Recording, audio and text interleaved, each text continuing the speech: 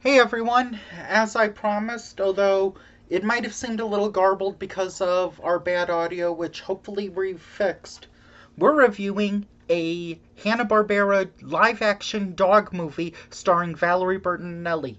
Yes, this exists. C.H.O.M.P.S. It's called C.H.O.M.P.S. And it is kind of weird. Well, okay, never mind. I guess it's not so weird. I always thought Hanna-Barbera was Warner Brothers, but I guess it does make sense that this is MGM because they made Tom and Jerry cartoons with MGM. Hmm. Okay, this movie, I'm torn if it's better or worse than Sherlock Undercover Dog.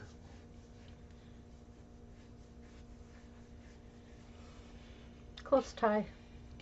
Basically, the premise is that there's this guy who's a crazy inventor, kind of like Sherlock Undercover Dog, except Security systems. he makes a security system robot dog,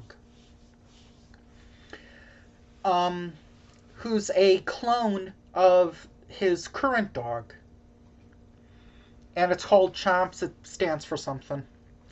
Um, So he shows his fiance, played by Valerie Bertinelli, who's charming and adorable in this. Mm-hmm. I don't think it says it. And she happens to fall in love with the guy that made the dog. And he Well, they were engaged. Well, she fell in love and then you get engaged. Okay.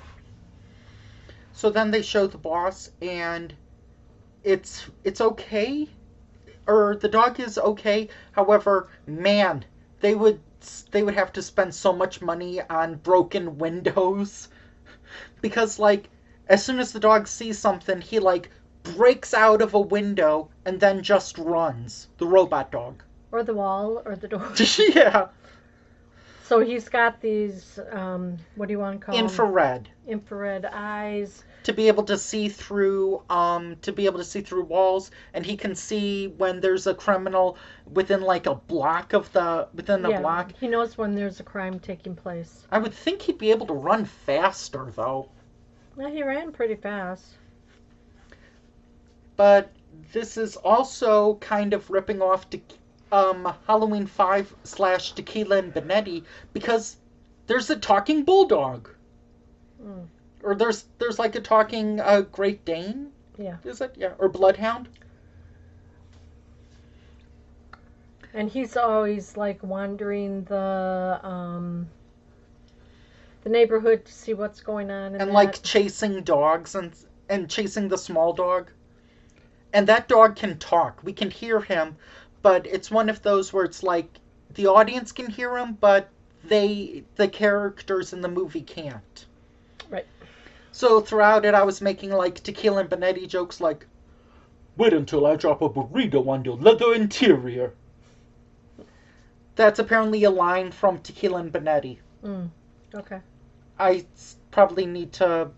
Maybe I can show you that for DVD Heaven. Brad, that's like one of his favorite shows.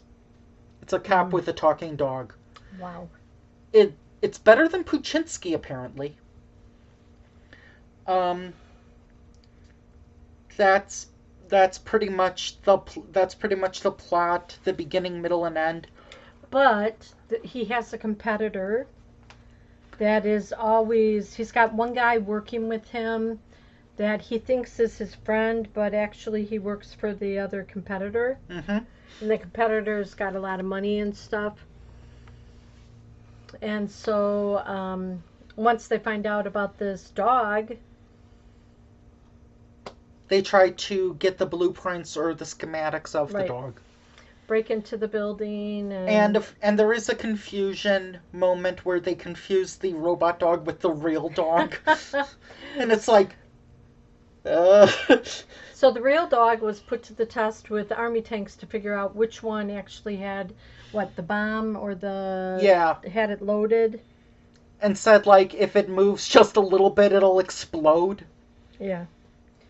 Don't worry, people. No real dogs. Well, I'm hoping. You don't see any.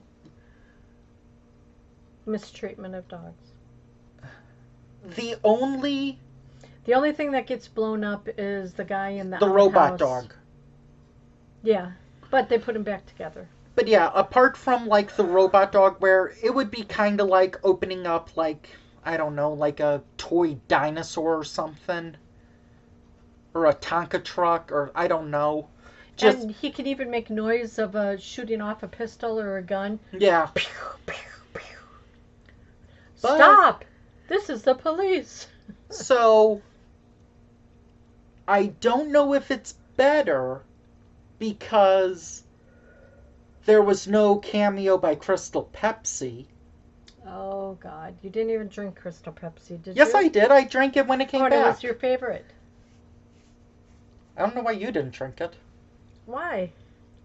Then you would have had a deep voice like Brad. Oh, help me, Lord. That's what he credits his voice to. Years of drinking Crystal Pepsi. Oh, good for him. But it's in a way it's a little worse in that there was a scene where they like repeated the footage when the dog was talking. It's like, "Hey, what's up? How are you doing? Hey, what's up? Anyway, I just want to talk." Okay. Huh? You sure? But it was better than Sherlock Undercover Dog, and it was better than apparently the Chevy Chase Benji dog movie, in that at the end they actually say, "Oh, beep." Yeah, one word. Yeah. We thought he might have said it before, but I was like, did he say what I think he said? I think so. Yeah, I think he did say it. So I thought Valerie Bertinelli was likable and charming in this movie. Maybe it's because She didn't act really rich or dress real rich. Her father owned the company. Yeah. I think it's because her character's name is Casey. So all I kept thinking was Casey Wilson from SNL. Mm. And I had a big crush on her back then. Okay.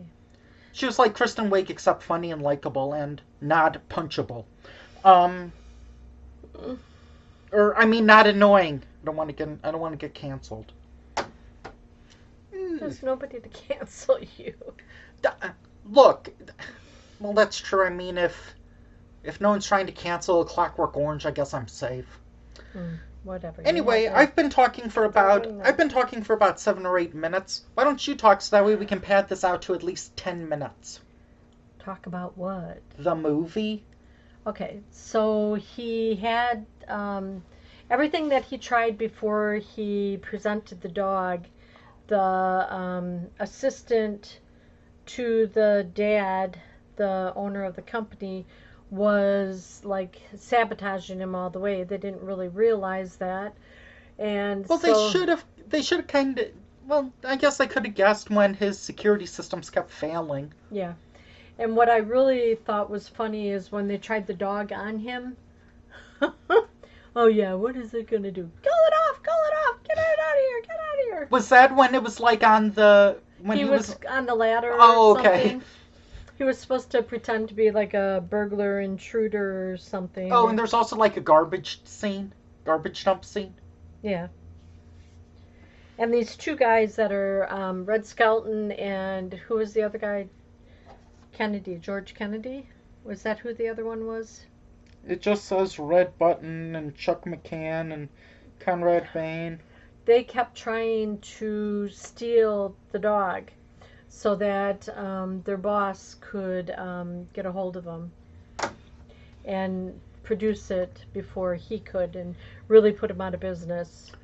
Oh, there's one other thing that I need to talk about. Can I interrupt you? Oh, please do. There's multiple times during this movie where you can like hear like Scooby-Doo, Top Cat, Yogi Bear, Tom and Jerry, Flintstones, Jetsons, like sound effects and background music, like dun, dun, dun, dun, dun, or something. Like I know that's the Jaws theme, but you could hear like the Scooby-Doo music in the background. I didn't realize The that. beginning even had like a 3-minute intro, like animated version. Yeah, I didn't realize that. I was so worried that it was just going to be like letterboxed, where it's like, here, this is going to be the size of the entire movie because this company is too lazy to stretch and auto adjust it. I was so And if they worried about stretched that. it to make sure it wasn't blurry. I was so worried about that, but fortunately, it was just the car. It was just it. The rest of it, it. It did have like the black bars on the side, but you know what? I'm fine with that. I think it was better than what I expected. And we did laugh at certain parts. I I think mean, you. that dog really, he was running across town and everything else after criminals. And then he like tried to kill or box in the criminal. Would you say? It's like. On top of the car and everything. Even by the way, even though the dog is a robot, even though the dog is a robot dog, they do show like, or they do show like taking his head off. Yeah. There's So he could adjust him and, Yeah. show the different and parts. they even did how he like runs. they even did like open the chest, but there's no blood whatsoever because it's a robot. It's a robot, so it's not like it. It is a little frightening, but it's not super frightening. If you're past the age of like 8, or if you're like 8 or 9, it's good. It's a good family film. And the premise, the Well, background. maybe you should be like 13 because of that final joke. The background to this movie is this small town was having a lot of burglaries. So people were trying to figure out how to defend themselves, and his setup that was going in the houses was not always working. So now it could be man's best friend. Yay. Eyes, sound effects, and can run. So you'd And recommend blast through. people see this movie? If you don't have anything to do, yeah, sure. You mean it's not as good as Quest for the Mighty Sword? Oh, God. Yeah. Now, let's be fair. Iron Warrior was good, though. This movie has more continuity than some of those A-Tor films. True. Any of the A-Tor films. True. I think I'm picking the next movie. Oh, good. What should I watch? What genre do you want to see next? Comedy again. Don't put us to sleep. Sex comedy it is! Oh. And it's a sequel! That we've already reviewed. See you next time! Bye-bye.